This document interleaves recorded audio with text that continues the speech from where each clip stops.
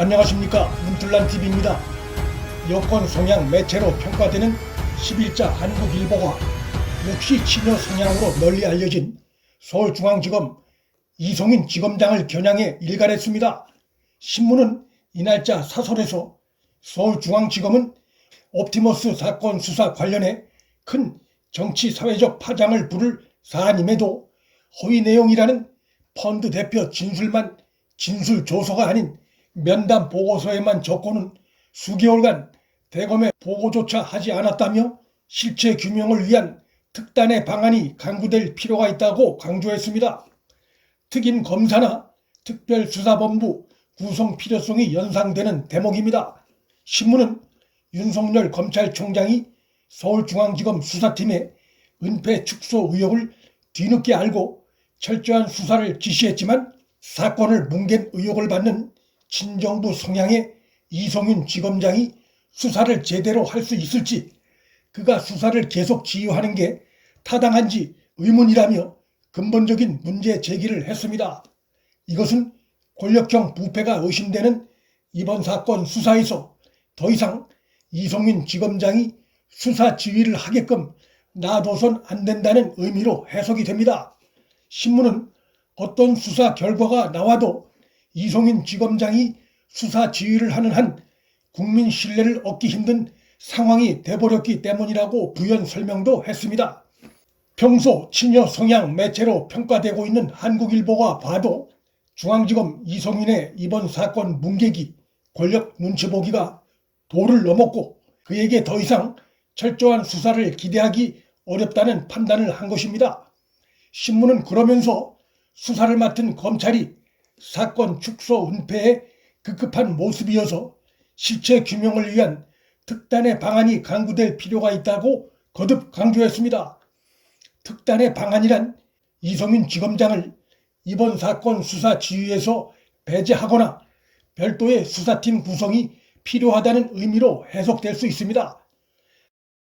중앙지검은 수많은 투자자들을 속여 천문학적인 투자금을 가로챈 옵티머스 금융사기 사건 수사를 하면서 사건 관련 내부자의 자발적인 협조로 청와대 5명, 국회의원 5명, 민주당 3명 등 정관계 인사 20여 명의 실명이 등장하는 배후 세력 문건을 이미 지난 6월에 입수했지만 지금까지 이들에 대한 소환 조사도 하지 않았고 또 이들과 관련한 내부자의 진술을 진술조서에 담지도 않고 면담 보고서에만 남기는 등 권력의 심기만 살피는 모습을 넘어 범죄 은닉에 가까운 행태를 보였음이 지적되고 있습니다.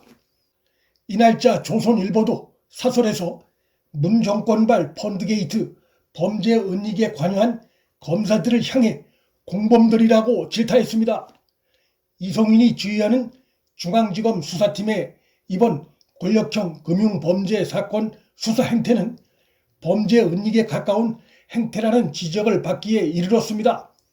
이 정권이 끝나면 현 정권 검찰 지휘부의 상당수가 정권 비리 은폐 축소 수사 혐의로 검찰 수사 대상이 될 것이란 전망이 나오고 있고 현 서울중앙지검장 이송윤은 그 대상에서 빠질 수 없는 인물로 예상되고 있습니다. 권력비리 감시와 척결의 중심 역할을 해야 할 서울중앙지검은 추미애 이송윤 체제가 들어선 이후 진중권 전 교수가 지적했듯이 현 정권 부패 비리 무마를 위한 변호사 사무실로 전락했습니다. 많은 권력형 비리 의혹 사건들이 수사력이 열악한 지검으로 넘겨졌고 중앙지검에서 수사한 박원순 피소 유출 사건, 정대협 후원금 유용 의혹 사건 등은 뭉개지거나 축소, 은폐 수사된 의심을 사고 있습니다. 이송윤 지검장이 권력층의 연루 의혹이 제기된 옵티머스 금융사기 사건마저도 뭉개거나 축소, 은폐 수사를 지속할 경우 정권이 바뀐 후 그가 받게 될 혐의는 더욱 무거울 수밖에 없습니다. 위험을 조금이라도 덜려면 이번 사건 수사에서 손을 떼고 특임 검사나 특별수사본부 구성을 윤 총장에게 자청해야 할 것입니다. 추미애의 인사에 항의해 지검장이 검찰을 떠나고 친추미애 인물이 지휘부를 구성하고 있는 서울 남부지검이 수사하고 있는 라임 사태도 마찬가지입니다. 다중을 상대로 한 대형 금융사기의 주범격인 김봉현 전 스타모빌리티 회장이 8일 법정에서 이강세 대표를 통해 강기정 전 청와대 정무수석에게 5천만 원을 건넸다고 증언한 라임 사태도 김봉현 전 회장이 이미 지난 4월 검찰에서 이 내용을 진술했지만 그간 수사팀이 제대로 수사를 진행하지도 대검에 보고하지도 않은 사실이 드러났습니다. 검찰총장마저도 언론 보도를 보고 알았다는 역대 어느 정권에서도 없었던 황당한 일이 이 정권 검찰에선 권력 부패 비리 수사와 관련해 계속해 벌어지고 있습니다. 문제가 커지자 수사팀이 최근에 라임 사태에 연루된 기동민 등 여권 정치인 4명에 대해 소환 통보를 했지만 보여주기식이란 의심을 사고 있습니다.